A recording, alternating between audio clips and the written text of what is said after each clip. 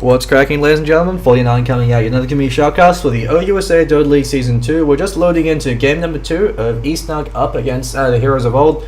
Heroes of Old, despite incredibly impressive performance coming from them in regards to their teamwork and their early rotations, they unfortunately weren't able to shut down the Tinker at all. And just because of the fact that eSnug, they drafted a very effective Tricore, they were forced into THO were forced into a lose-lose.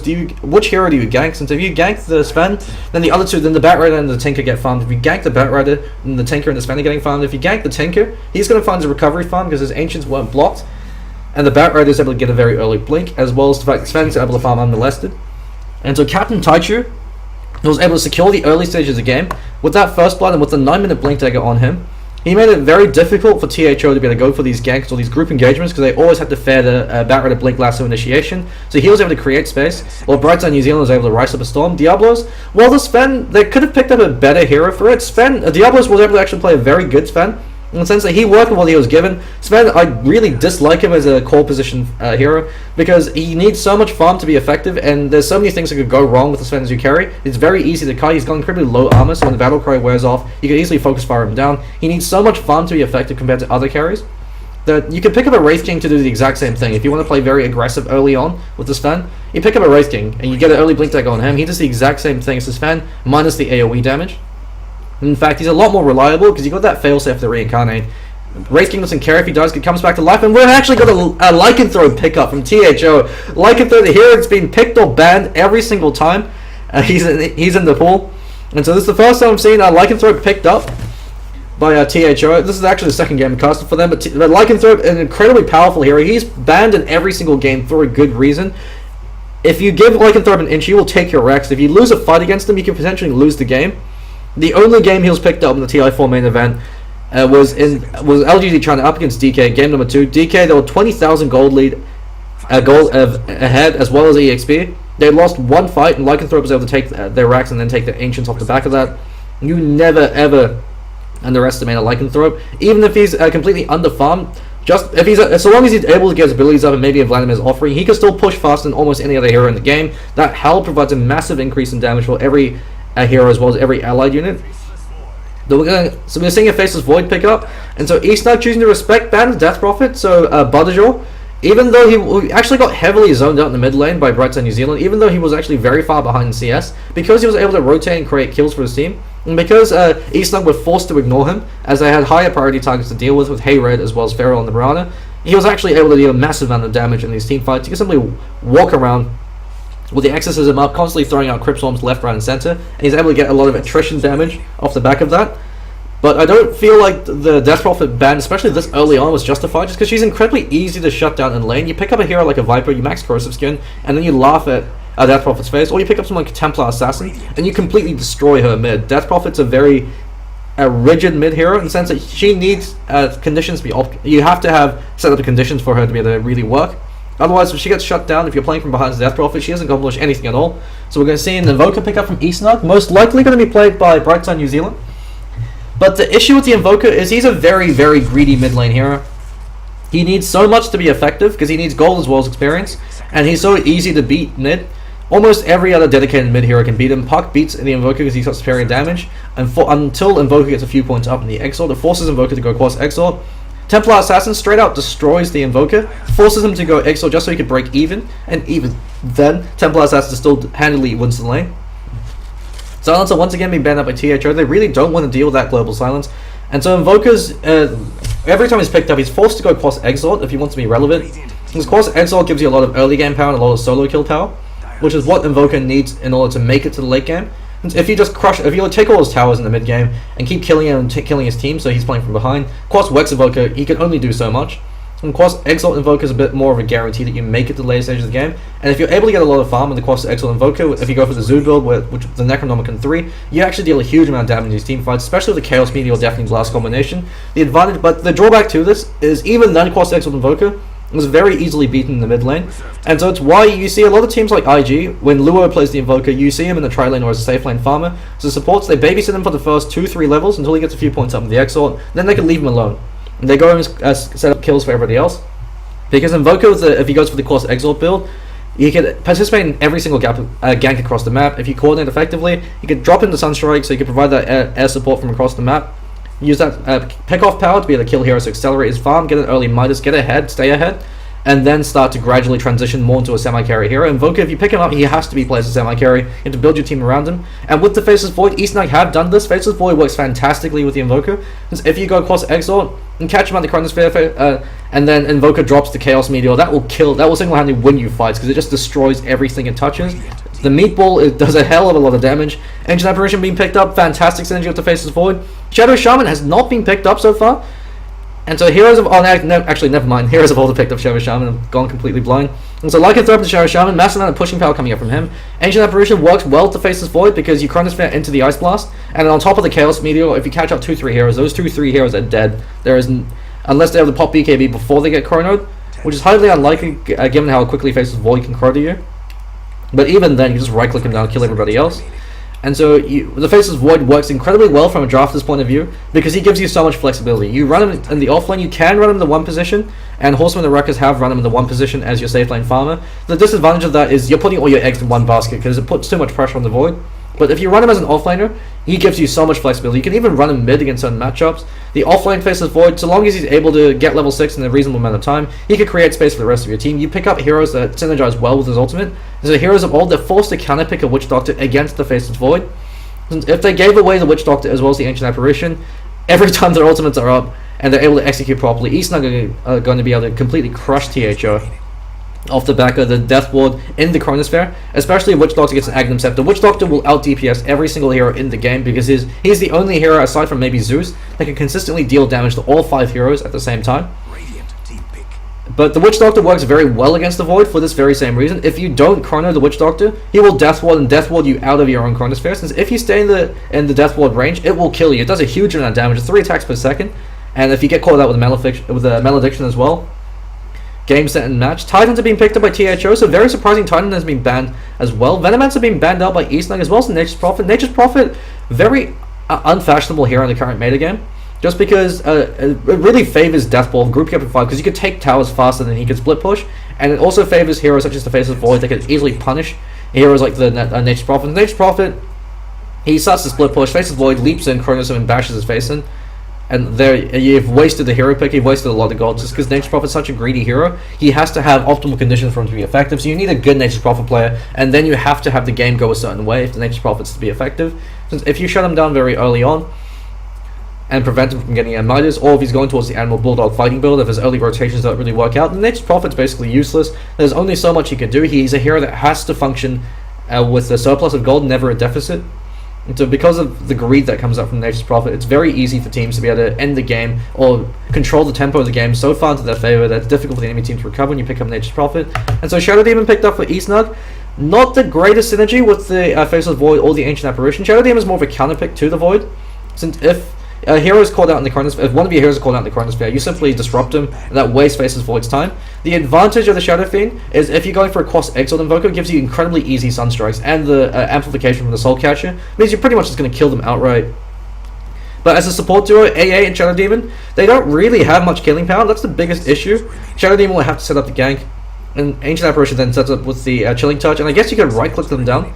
But against a hero like a Titan who's got Kraken Shell, he doesn't really give a damn. He Anchor Smashes and YOLO walks the hell out of there. If you're able to catch out the Witch Doctor or the Shadow Shaman, if you don't because you don't have a setup stun or a follow-up stun, they can turn around and throw out their abilities before they die. Witch Doctor can turn around with the cask, and with the minions, the illusions there as well. It's very easy for a Witch Doctor to be able to get a few bounces off, or he can simply just stand his ground, drop the Malediction, drop the Death Ward, at least take one of you down with him. So the support duo, not really the greatest. The Shadow Demon works very well with the Invoker, and the AA works very well to Faceless Void, but together as a duo, they lack the control. They lack the control. They lack the damage. And Ancient Apparition, he gives you damage, but he lacks control. Shadow Demon gives you setup control, but he doesn't give you any follow-up. And his damage is based off the other hero. So it's two heroes that you usually use in conjunction with other heroes. So it's not the greatest support duo, but we'll see what eSnug can able to accomplish with it. Timbersaw, the last man coming from THO, and Viper. So Viper works very well against the Invoker, because he's the strongest 1v1 hero in the game. At level 1, you play hyper aggressive against the Invoker. If he leveled Exort, you're still going to be able to out DPS him in lane, and so you can still out CS him, and he can't trade hits with you as effectively. If he goes Quas, he's got sustain, but then you just out deny him, and then you play hyper aggressive as you get a few more points up. And with the Corrosive Skin, Invoker can't really go for a kill attempt on you. If he cold snaps you, he takes more damage than you take. Gyrocopter picked up by eSnug. I love it in conjunction with the Faceless Void. Chronosphere into the cooldown. Cooldown is actually one of the highest damage carry abilities in the game. It's because it deals a massive amount of AoE damage and then provides a snare on top of that. And Gyrocopter with the flat cannon. So long as Faceless Void is able to get a good chrono. So probably going to be Captain Taichu over on the offlane Faceless Void, with Diablos perhaps playing the Gyrocopter and Brighton New Zealand on the mid Invoker. So the biggest weakness right now is the mid lane. Templar Assassin has not been banned, and THO, if they pick up a TA, it's game set and match for the Invoker. There's nothing he can do. There's nothing his teammates can do as well. Because they don't have a Venomancer, they can't really rotate and gank. AA and the Shadow Demon, if they rotate to a Templar Assassin, they won't be the killer in time. Let's say go for a Puck, who's actually just as good as the Templar Assassin. The only drawback with the Puck, though, is if Invoker gets a few points in the Exort, if you don't win the lane decisively at level 1 and level 2, Invoker then can turn it around. And actually, we're going to be seeing Brighton New Zealand over on the Gyrocopter. So it'll be interesting to see who will be playing the Invoker. Just because Invoker's a hero, you have to have a good Invoker player, first of all. If you don't have a good Invoker player, it doesn't matter how good your draft is, it doesn't matter how well everybody else plays. There's a very high chance you're going to lose the game because you're investing so much into him. You have to have an absolutely exceptional Invoker player, and then you have to have a good draft. So I've got a good draft to work with the Invoker, but we'll see if I've got a good player to synergize with it. Pharaoh once again going to be in the offlane, with Hey Red going to be playing that Lycanthrope. Marty McFly going to be the Sport Shadow Shaman in conjunction with Can't Catch Me. And Butterjaw once again in the mid lane. Just going to wait for the last players from eSnug to pick up their heroes. And should be interesting to see how the pace of the game goes. Especially considering if they start to clash try, eSnug have a... Well, they have an advantage in the sense that their carry can provide a lot more DPS than the Lycanthrope. And that's the way you counter the Lycanthrope, is you just play aggro try and you kill him in lane, you keep killing him, and then you take his towers before he really starts to come online. And while he is an early game carry, he still needs farm like any other carry to be effective. So I'm going to introduce the players from both teams. Over in THO, Feral going to be running to the offlane as the Titan to Hey Red. Lycanthrope running over to the safe lane, Can't Catch Me. Running in as the 4 position Witch Doctor, with Marta McFly as the 5 position Shadow Shaman. Usually the Shadow Shaman's the 4 position, but with the Witch Doctor, actually, since there's no Faceless Void, it's interchangeable. Either or heroes can function equally well as the 4 or the 5.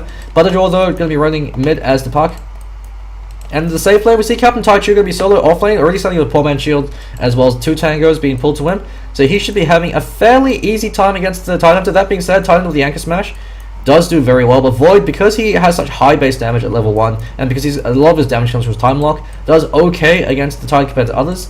Diablo is going to be playing the mid Invoker, so Blades of Attack as well as starting with Exort level 1, so he's taking no chances. It gives him... Puck still has... Actually looks like he's got the same amount of damage as Puck. Since Puck has a higher variable range, Invoker's range is a bit closer, but with the extra damage he might actually be able to do okay. Brighton New Zealand going to be playing the Gyrocopter, and they decide to clash tri-lane. Sees the cheese, he drops a very greedy pop ward. You usually don't want to drop a ward this greedy because it's so obvious to the enemy team that you dropped it. Since it gives you vision on the ward of the rune as well as giving you vision everywhere else. This is usually the first place they drop a sentry ward. They assume it's either going to be there or there, so they usually drop a ward there to cover both. Where you really want to drop it is here or there. Because if you drop a ward there, it actually blocks this camp as well. And they're placing 2 very aggressive wards. And so this ward spots out any rotation going to be happening. So if there's any TP support, they'll know it's going to be happening, and they'll know when the supports are pulling. And so they know that because Lycanthrope's such a weak tri-lane carry, they have to punish him. They have to punish him hard. And Diablo's already with 1 deny up on Butterjaw. So this is purely a skill matchup because the base damage is so comparable at this point. Puck, at level 1, level 2, if he doesn't win the lane, if Diablos gets another point in the Exort fairly quickly without getting too much CS denied to him, he out DPS's the Puck then, and he can actually control the lane very well against the Puck. So very surprised they chose not to pick up a Templar Assassin. Templar Assassin, there's no such assurance, there's no gamble at all. Just with the refraction at level 1, you flat out destroy the Invoker mid. Unless your Templar Assassin is retarded, but I mean, assuming equal skill level in a vacuum, so no support rotations, no extra items, nothing like that, the Templar Assassin should straight out destroy the Invoker. And Captain Taichu duking it out with Feral. He's going to point up in the time lock, probably going to be maxing the time locks. He's going to need that to be the CS. And the Anchor Smash debuff makes it very difficult for him to be a CS. But with the Poor Man's Shield, he can just stand his ground and punish Feral. Feral's only got 1 CS so far. Just because he's got 1 point up in the Anchor Smash, but starting with the Stout Shield at 1, he knows that if he's against a solo offlane like this, the early Stout Shield, even though it becomes completely obsolete once you get 2 points in the Kraken Shell, it gives you that early game impetus. It means you could go for 2 points in the Anchor Smash very quickly on. It means you can actually choose to go for a point in Gush, and so completely forego the Kraken Shell to level 4, level 5. But Feral, choosing to play it safe, go for a point in the Kraken Shell. It doesn't stack with the Stout Shield, so that's the reason why you usually don't see it. But the advantage of it in this particular matchup is because you've got a Stout Shield, you don't have to go for 2 points in the Kraken Shell off the bat. It means you can instead choose to completely max out the Anchor Smash and go for an early point the Gush. That gives you a lot more solo kill power. Diablos, his lane control has slipped now, and Butterjaw, he's actually starting to rest control away, so this is what should have been happening from the get-go, but he's still able to find his farm there every now and then, and he's actually denying the puck fairly well. So once he picks up level 4 and gets the second point in Exort, it becomes very hard for the puck to be able to start out CSing him, since that's when the damage slips in favor of the Invoker as opposed to the puck. And Hey Red, he's actually only got 1 CS, and so Brightside New Zealand, 5 for 6, prioritizing denies over last hits, which is fantastic, just because he knows that that's the way he's going to win this lane, especially in a try-be-try situation. Denies count for so much, because the supports are getting absolutely nothing. Ancient Apparition's level 2.5, Marty McFly and Can't Catch Me, they're level 1.5. They can actually choose to go for a kill attempt right now if they really want to, and immediately we see THO de-warding out their greedy pub. Well, that's the reason why you don't see it, is because this is the most common de-ward spot for the Radiant supports. But it looks like they were able to de-ward the Sentry coming out from the Radiant side. So War Rewards coming out from the 2 supports. And Brightside New Zealand, the biggest advantage he has over Hey Red is Hey Red can't ever go on the Gyrocopter. If he decides to run up to him, he rocket barrages him in the face. He does have the Wolves to be able to tank it, but the Wolves die very quickly. They're basically a waste of mana at level 1 and level 2. Once you get level 3, that's when the Wolves start to become a bit more useful. And Feral over in the top lane, looks like he's actually starting to out-CS the Faceless Void. So Captain Taichu suffering a bit of pressure, but choosing to max out the time lock with 1 point in the backtrack. The advantage of the Faceless Void is because he's got such high base damage, and with the time lock, he won't be able to completely lose the lane, so it should be a fairly even matchup for both players. So both heroes will be able to find their farm. And however, Captain Taichu has the advantage of going for kills, since you always have to account the backtrack, especially if you don't kill Faceless Void within the CC lockdown you get from the Ravage. He can just time walk back to his tower, and you can't really go for a kill attempt then, since he can always stand his ground and smack you and time walk you onto the tower.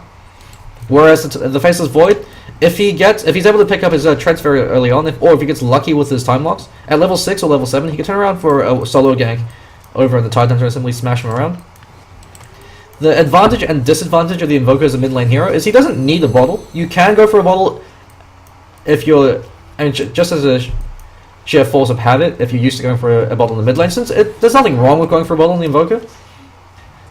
Since if you're able to store up a good rune, such as double damage, you can turn around for a kill. But because you don't necessarily need a rune, you have to have supports be very vigilant and take the wall away from the enemy hero. Because you never want to give free runes to the enemy mid, especially since if they're losing, that's an avenue that they can use to recover. So it looks like so far very even matchup in the mid lane and in the off lane. Only a few CS difference for both teams. But this bot lane, the tri lane for eSnug working out much better than the tri lane from THO. Actually, looks like Witch Doctor's got a CS as well, so it's occasionally cannibalizing Lycanthrope's farm. But considering Brightside New Zealand's 12 for 10, up against Hey Red is 9 for 5, he's having a fantastic start. Gyrocopter, he's one of those carries that if he gets a fantastic start, but while he say that, take all biddies, eats a cast to the face, bounces the way to the creep wave. And the Ancient Apparition maxing out the Chilling Touch, just throw the casual cold feet just for shits and gigs. You don't really want to do that because it wastes so much mana. But they're going for a potential kill attempt over Catch Me, Can't Catch Me. Malediction drops, Sunstrike flies. Unfortunately, Sunstrike misses, but a few more right clicks coming in for Shadow Demon cleans them up just the same. And the Wolves are now going to be farmed up as well. There's no invis up on them. They actually give you a fair amount of gold of experience, so you don't want to give them anything for free. Level 1 Malediction, immediately Salve comes out from him, from Brightside New Zealand, and keeps him alive. Butterjaw goes low. Unfortunately, Rumour's top. And he even had a ward there, so complete misplay coming up from Butterjaw. He even knew that there was a rune in the top lane. So he just wasted a good chunk of his haste rune rotating bot. I guess he wanted to rotate in to try to help out his teammates, so that could have been his thinking. But Diablos, with the cost sustain, he should be able to, it's very difficult to bully the Invoker out of lane. He's actually very farmed. And Puck, he's doing his best to control him. Shadow Demon actually gets another kill in the bottom lane. Hey Red this time takes a fall. Double damage rune being pinged up by Feral. Feral's rotating over. He might be the one picking it up. He's at least bodyguarding it for now. And Brightside New Zealand looks like he's holding on to his fourth skill point. Probably wants to be maxing out the flat cannon in conjunction with the rocket barrage. Although an early point in stats also works very well over the Gyrocopter, since he is such a squishy carry, and you do get a massive amount of damage from your rocket barrage. So Diablo's in the mid lane. He's going to be rushing a hand to Midas. So the reason why Midas is such a great pickup on the Invoker is, first of all, it gives you attack speed, which is fantastic, especially on the Cross Exile Invoker. So you actually right-click very hard. And the second advantage of the Midas, well, the reason why you actually pick it up, is the fact that it gives you a huge amount of experience as well as gold. Diablo stands his ground against Butterjaw. Butterjaw with face shifts and is able to kill him using that Dream Coil. So a bit unfortunate. If he had a value point in Wex, he could have Ghost Walked and survived through that, since he had his Invoke off cooldown. Feral actually drops a Ravage, actually catches out Captain Taichu. He doesn't have enough for an Anchor Smash, and Captain Taichu just walks away and says, "See ya, sucker." That's the power of the Faceless Void. Since assuming he got one backtrack during the whole time he was ravaged up, he's able to stay alive and just walk himself out. So Feral, with the early stealth shield, is able to go for a maxed out Anchor Smash build, so that gives me a huge amount of lane control. And Captain Taichu has to be very careful. He can always just gush him and get an Anchor Smash. Anchor Smash catches him, even gushes him. That's going to be enough for kill. Unfortunately, he doesn't have enough mana, so just shy. Diablo's catching him out to Cold Feet. Chronosphere being used as well as the Sunstrike, but Captain Taichu, if he doesn't kill him, the Anchor Smash will kill him. Captain Taichu immediately backs away, baits out the Anchor Smash, time walks forward, and then goes for the kill. So Invoker, he's able to find his recovery kill. And he's 400 gold off his hand and Midas, so he'll be getting something like a 9-minute hand of Midas, which isn't too bad over on the Invoker. Ideal hand of Midas is 6 minutes, or 8 minutes if you're jungling. But 9 minutes isn't too shabby. While I say that, illusory orb from Butterjaw though catches him up. He's caught in a very bad place. Paralyzing cast coming out from Can't Catch Me, as well as the Malediction, forces back to gold biddies. And Butterjaw with that Destroy coming out from the phase shift should be able to keep himself alive for a little bit longer. He should be fine. Diablos, he wishes he had boots there. Actually could have turned around and killed Sunstrike if it lands. Would be a kill. Unfortunately, he sent it somewhere else. I think he actually sent it to the bot lane. Hey Red, call up the Cold Feet, but there's nothing to stack up the Cold Feet. So that's the advantage, I suppose, of the Shadow Demon AA, is you Cold Feet and then you Disrupt. And so that ensures that you can get the Cold Feet off. But there are better heroes to do it with. The Shadow Demon does work very well with the Invoker. I'm actually going to close the stream of mine. It looks like it's starting to lag out everything else. There we go, so we're good to go.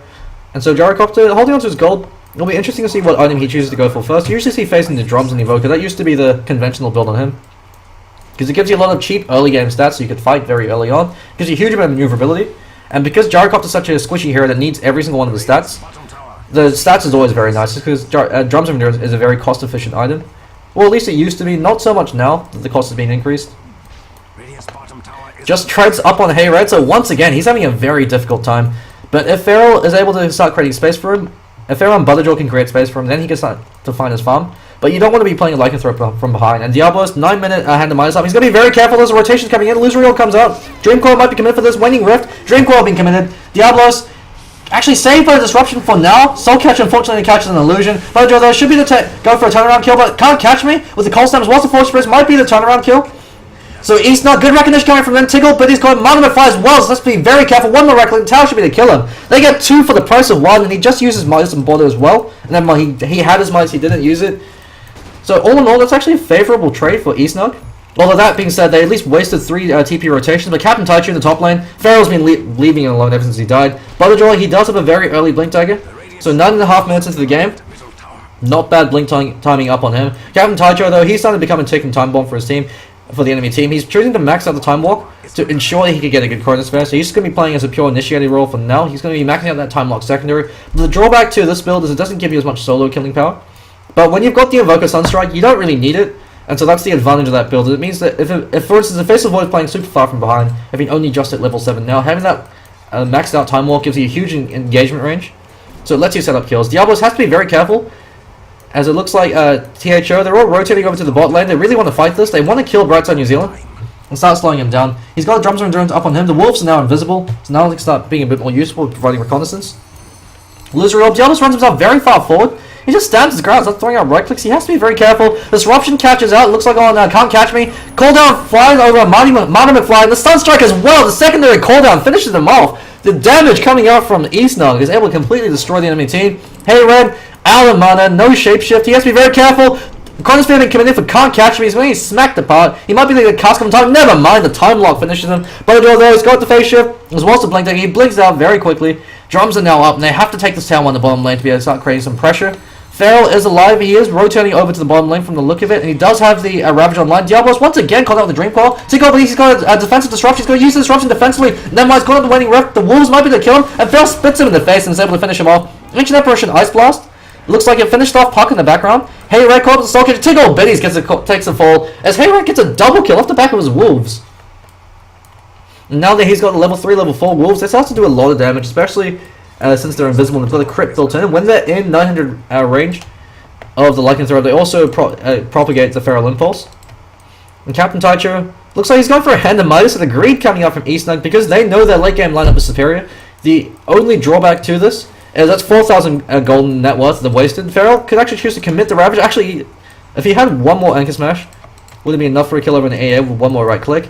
But AA should be able to back himself out in time, but Feral, he's very scary. This is the advantage of maxing out the Anchor Smash.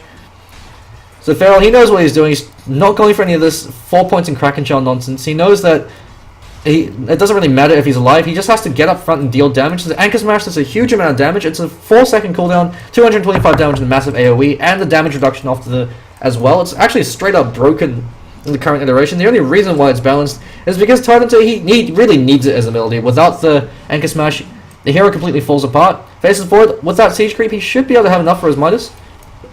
So 12-minute Midas has treads up on the Faceless Void. It's actually not bad timing, all things considering. So if eSnug are able to hold the line for the next 10 minutes, if they don't lose too many towers, the game becomes very difficult for THO, because that's when the Midas start to pay off. After about 7 or 8 uses of the Midas, that's when it pays for itself. But the EXP advantage that it initially gives you is what's really important. And so we see 1,000 EXP lead. That's only going to get further and further with all the Midas EXP coming in. 2,000 gold lead.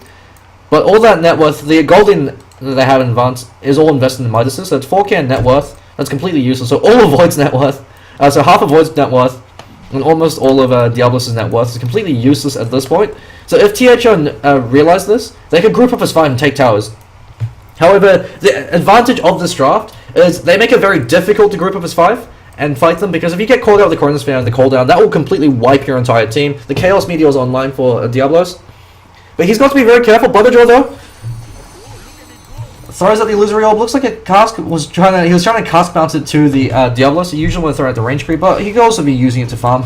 Since cask does a fair amount of damage, Diablos, he's completely on his own right now. Take Out Buddies is waiting in the wings to catch him out with the defensive disruption. Ancient Apparition Ice Blast actually catches out on 2, almost called out on 4. If that called out on 4, that could have been a turnaround. Butterjaw, if he eats a Sunstrike, he will die, so he has to be very careful. And Diablos, let's see if he's able to get some MLG Sunstrikes off, and never mind, the Shadow Debuff has one off. And the bottom lane, Captain Taichu, claritying up. He spots out Feral. Feral, he has to Ravage very quickly. Unfortunately, catches out Brighton New Zealand. He's not going to be able to kill him in time. I don't think he has enough damage. Sunstrike's there on top of it, but the Ravage flies out. Ravage actually partially wastes. Captain Taichu takes the fall. Brighton New Zealand flees for his life. Never mind, the Ravage was used quite successfully. They tried offlaner for an offlaner, and Brighton New Zealand is just barely able to back himself out of there. If he didn't catch Brighton New Zealand, they would have been able to kill Feral before he got the Ravage off, and then they could safely disengage. But that being said, wasting a Chrono for a Ravage means that neither team has the initiation or counter initiation advantage. Actually, Faceless Void comes up better ahead, because Chronospare's got a much shorter cooldown than Ravage. Yeah, because Feral delays his Blink Dagger even more. He's about 700 gold off it, so despite his deaths, he hasn't been doing too bad over in the offlane. Captain Taichu, though, was able to get a lot more, just because he was able to out-CS him in lane. Bit surprising considering the fact that Feral with the Anchor Smash should be having a fairly easy time, but Faceless Void, you always got to count on the X factor with the Void with the time lock as well as the backtrack. It makes him very powerful as a 1v1 hero. Just because if he gets a critical backtrack, if he gets a critical time lock, he can immediately turn that around to a kill. Diablos kills Butterjaw. Sunstrike's there over his corpse just in case. And so Diablos on this Invoker has actually been performing very well. I was skeptical how effective this Invoker pickup would be, but with the Faceless Void, they'd be making it work. eSnug pulling out all the stops. And with that level 5 Sunstrike, this is a massive amount of damage. Necronomicon 1 up on Hey Red. No Vladimir's offering up. This is a bit of a misplay on the Lycanthrope. The Vladimir's offering is the reason why you're able to push, not so much the Necronomicon. Because the +5 armor makes it impossible. Right side on the top lane. Feral, it's the first cooldown. Secondary cooldown isn't going to lash. Kraken controls it off. Actually, Brighton New Zealand's going to be taking a fall right now. As a Deathball doing a lot of work. Feral's going to be a retaliatory kill. As Captain Taichu leaps on forward. Good body block setting up for him. Martin McFly turns him into a chicken, turns around to Shackle. But Feral, he doesn't really want to commit for this. He doesn't have enough damage. And if he decides to man fight, Captain Taichu will be able to smack him down. So good turnaround kill. Witch Doctor able to secure a kill over in Brighton New Zealand. That was a much needed kill. He has picked up a Helm Dominator. Hasn't dominated the creep yet. He has to start stacking up the Ancients for the Helm Dominator to be worthwhile. Otherwise it's a wasted item. That's 2,000 gold of your net worth down the drain once again. Captain Taichu. Chronospare's over in Hey Red. Sunstrike's going to be flying out soon. Demonic Purge also being used to ensure that he can't shapeshift out. Even though Shapeshift, I think it persists through Demonic... Actually, no, Demonic Purge... Yeah, no, Shapeshift should persist through it. It's actually... I don't know, I actually haven't seen that interaction before. Demonic Purge, in theory, should snare him through the Shapeshift, but Shapeshift makes you immune to snares. I'll have to check the wiki for that one. That's a fairly new interaction. I believe the Shapeshift should persist through the Demonic Purge. But since Demonic Purge is a superior magic spell, it could work through it. Blink Dagger, however, is now up on the Tidehunter. But the 3 cores from eSnug, much more gold in their lead. Even though a lot of their gold is wasted, each of their cores is wasted about 2,000 gold in a farming item. So if they're able to continue winning fights like this, then that gold's going to pay off. It's an investment for the future. And if THO aren't able to accomplish much in the next 6 minutes, then the minuses are going to pay for themselves, and they're going to have another item up. And that's when things start looking very dicey for them. Because the late game is, once again, very far in eSnug's favor, especially on the dice side. They've got the Roshan advantage as well. So 4,000 EXP lead, and the 5,000 gold lead. Things are starting to look a bit grim. Faceless Void doesn't have his Chronosphere, and the regen rune was taken by Feral, even though he was at full. But they've got that Blink Dagger. I don't think the enemy team knows this yet. So they'll have that first Blink Strike advantage. Ancient Apparition, choosing not to go for any points in Ice Vortex, but if a disagreement with that skill. The Bright Side New Zealand, however, is going to be taking a fall. The Dream Point, he does dodge the Illusory Orb, but the Sunstrike almost kills Butterjaw. The Ancient Apparition Ice Blast, unfortunately, is going to whiff. So if he stays his ground for one more right click, that actually would have been a turnaround kill. But that being said, a lot of expenditure being wasted. Blink Dream Coil, Blink being revealed by Feral as well. And so then know that that's online. Take all biddies, just right clicking the wolves away. Hey Red, not microing his wolves at all. The hallmark of a good Lycanthrope player is how good his micro is and how well he's able to effectively manage his wolves. But hey Red's got other things on his mind. Wolf Jesus got other problems to deal with at the moment, especially with Diablos knocking on his door. He's able to farm up the Necronomicon. You never want to use your level 1 leveled Necronomicon just because it's a waste of gold. It's very easy for the enemy hero to kill it, and you never want to give the enemy team free gold. Once you get Necronomicon 2, that's when you can start actively using it. Unless you're pushing a tower, then you can use the Necro 1. If there's no one there to potentially farm it, but you don't want to use it against the hero. Unless they're completely locked down, you can guarantee the kill. Invoker, going for the Aghanim Scepter, he's actually got it, so 18-minute Aghanim Scepter, that's fantastic amount of farm over in Diablos. Invoker is usually a hero that gets completely destroyed in the mid lane, but if he does get a good start like Diablos has had, he can single-handedly take over the game. With the Aghanim Scepter upgrade on the Invoker, and with a max-out Exort, he could do the Grimoire run, Invoker Assassination combo, which I believe is 1100 damage. Actually, might be, no, it should be 1300 damage. Since you've got 475 pure damage from the Sunstrike, you've got 280 damage from the Deafening Blast, and then you have, actually it's even more than that, something like 1600. Then you've got the 835 damage from the Chaos Meteor. So if you use that combo in a single hero, which you will be able to do once you've got the Aghanim Scepter upgrade, it instantly kills them. Any hero on THO, if they get caught by that combo, will die. Titan is the only one that might survive, and that's because the Kraken Shell will purge off the Deafening Blast, so he can walk away in time and walk out the Chaos Meteor. But hey Red, caught out the Chronosphere, very delayed Chronosphere coming from Captain Taichu, but the Ancient Apparition Ice Blast just to ensure he doesn't get away.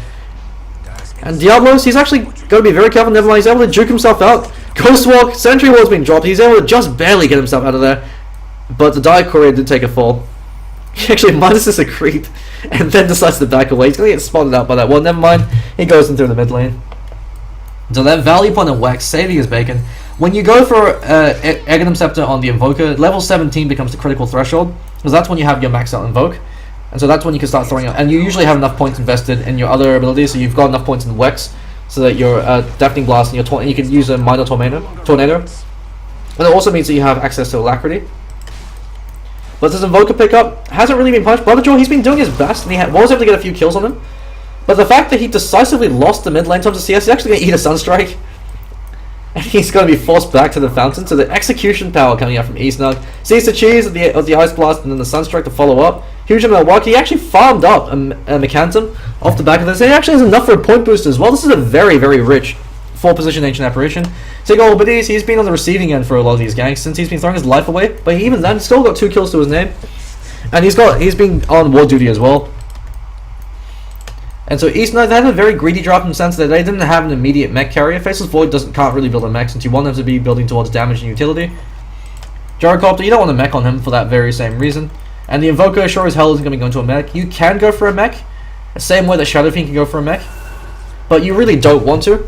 So because the supports are able to pick it up, and because the only natural mech carrier for THO is the Tidehunter, and he needed Blink first before he could really fight. So now he's going to be building towards a mech if his team decides that they need one. Otherwise, the support's going to be forced to buy it. But with the lack of gold on them, THO fighting without a mech against an Ancient Apparition, and against a team that has a mech, so that the team fight power from eSnug is significantly stronger than THO, unless they're able to get a good pick off, because they do have you still have to respect the power of the Dream Coil onto Ravage, especially with the Mass Serpent Wards. But eSnug, the snuggle is real. They're looking to defend. Captain Taichu does have Chronosphere up. He's just farming up his walls. He's going to eat the Illusory Orb. Never mind, he decides to juke it out. And Butterjaw, he has to be very careful. He's actually caught up by a one-man chronosphere. It's worth it if he could kill the puck before he can get his spells off. And Temperature Ice Blast, cooldown actually lands on him as well as the Ice Blast. Marty McFly, completely destroyed by the cooldown. Captain Dutch, you call him the Dream Claw to the two-man Dream Claw. Brighton, New Zealand standing's going to come back away though. The Death Claw as well as the Ravage. He's doing a lot of work. Farrell might be able to clean him and kill him. Never mind, he backs away, turns around and spits him in the face. He's able to clean him up with the Gush. Can't catch me. Gotta be very careful. Butterjaw gets smacked down by Captain Taichu. It looks like Shadow Demon took the kill for that one. Farrell, he's got the Gush. Throughout the Anchor Smash. Anchor Smash completely whiffed. Malediction over in Caesar Cheese. There's a very scrappy fight happening. And Diablos is able to clean up Lycanthrope in the bottom lane, who wasn't even there. He's got the Stun Strike. It looks like he used it to secure a kill on him. He actually looks like he went for a Tornado as well as the EMP. Caesar Cheese has to be very careful. He actually could be taking fall. Panic Ice Blast completely whiffs. So that's to TP himself back. And Farrell, if he goes for the Anchor Smash, will be able to get the kill. Turns around for one more right click. Farrell still chasing him down. Tickle, but he doesn't have Demonic Purchase. Off cooldown in a few seconds. Sunstrike might be able to clean him up. Cleans him up. Can't catch me. He's going to be very careful. Soul Catcher is online. Can't catch me. He's going to be taking a fall. Especially with Captain Taichu coming in from the rear. Smacks him down. And with Mom Spaghetti on, he hits very fast. And Diablos now decides to join the fray. He's mostly there for the farm though. 2.7k gold up on him. Invoker is stacked as all hell. This is very rare to see Invoker do this well in the game. Especially up against a Puck who should have won the lane at level 1, level 2. And Brightside New Zealand, he's also been stacking up a Storm in the meanwhile. And so you're going to have a massive influx of gold coming in his favor. So the Yashio, once again, it's a greedy pickup on the Gyrocopter. It doesn't really give you anything as a Gyrocopter. The stats are nice, so it's cheap stats, but it's mostly a greed pickup. And so it helps you farm faster. But the advantage of having Yashio, since you've got phase drums, it makes him very slippery. But the issue with the Gyrocopter is he's a hero that wants to be in the thick of things. With the Rocket Barrage and with the cooldown, you have to be fairly close to the user abilities. But because you're so squishy, that's how you balance him out. And so you usually want a BKB ASAP. So once you have a BKB, there's nothing anyone on THO can do apart from the Death Ward and maybe the Lycan. But if Lycan runs up to you and tries to man mode, you call down his face and you Rocket Barrage him. Captain Taichu, the Green Midas has not been punched. He's got 4.2k. He can buy an Aghanim Scepter completely if he wants to. And that ensures that THO will never be able to take a fight of eSnug. Since he can use it for solo pickoffs, he'll never be on cooldown when they need it most. Because it's a 60-second cooldown. Every time they group up for a fight, they're going to be walking into a Chronosphere. And the Chronosphere Sunstrike with the cooldown ensures they're always starting a fight 4v5 or even 3v5. As Marty McFly blown apart by the cooldown. Especially, he wasn't even caught by the Ancient Apparition Ice Blast. That would have meant that he would have died without the secondary cooldown. And hey Red, Vladimir's offering up in the Necronomicon 1. This is a very, very sad wolf. The king in the north, farming in the jungle. Red winnings happen, he's not really too happy, he even lost an eye. From the look of it. Caesar Cheese, point booster up on him, building towards the Aghanim Scepter. But the gold lead, it's been about 12 minutes since the Midases were picked up, and they weren't able to punish them. So now 14k gold lead, Caesar Cheese using the mech. And Butterjaw, he can't really commit to this, especially the Tiggle base hanging there in the wing. Sunstrike lands on Butterjaw. Diablos to be absolutely fantastic with these. Can't catch me, turns around to the cast. Ice Blast lands on Butterjaw. Butterjaw's going to dive in the AAs. Phase shifting, but phase shift won't save you now. He's going to go back home to Oberon. And the Shadow Poison on top of that, just to ensure that he kills, but unfortunately missed. You'll Scepter up, so you've got the Execution power coming up from the Invoker. You Sunstrike, you You'll Scepter them, then you Meteor, Deafening Blast, and then Sunstrike where they're going to land at the end of the Deafening Blast, and that will instantly kill any hero on THO. And then you pick up a Refresher Orb if you want to be really stupid. So I think the total amount of combo damage you could do if you time it perfectly is 4.2k, with a good chunk of that being pure damage as well. No, it's 3.6k, with about 1,000 of that being pure damage. But that's if you want to be completely balls out crazy. The Aghanim Scepter alone does enough work. And with the Yule Scepter, he can go for all these solo kills. And also on the Cross Exort Invoker, the Yule Scepter gives you a huge amount of movement speed, which you usually make up for with Wex. And so since he doesn't have ultimately points in Wex, having all the points up, having the Yule Scepter in the face, which gives you a huge amount of mobility. Hey Red, eats a missile to the face. He hasn't been having a good game. The Lycanthrope pickup, it would have worked if things had gone their way, but the aggressive trialing coming out from eSnug really able to shut him down. And Hey Red wasn't really able to accomplish anything in the lane. He didn't really help out. He wasn't able to help out his teammates, especially since he chose not to go for any early points in Hal. If the instant you realize you're in a try-v-try situation, instead of going for points in Feral Impulse, you instead choose to max out Hal. But sure though, he goes in, but he's actually going to be taking a false. Diablo should be able to smite him. And the Chaos Meteor, the Meatball, smashes him down. Lycanthrope was able to get a kill on Shadow Demons. Diablos could be taking a fall, especially with the Death Ward there. But there's no Malediction, he can just Ghost Walk. And there's no Dust. If he got the Malediction, that would have been short to kill. So he should have Maledicted and then Death Ward, especially since he was shackled. But GG being called. THO have had enough. And eSnug, They're able to take a very successful game number 2 off the back of some amazing plays coming up from Diablos over in the Invoker. And that looks like it for now. I believe there's another series happening after this, THO against Rageface or against NLC. I'm not 100% certain, but stay tuned for more, and that should be it for now.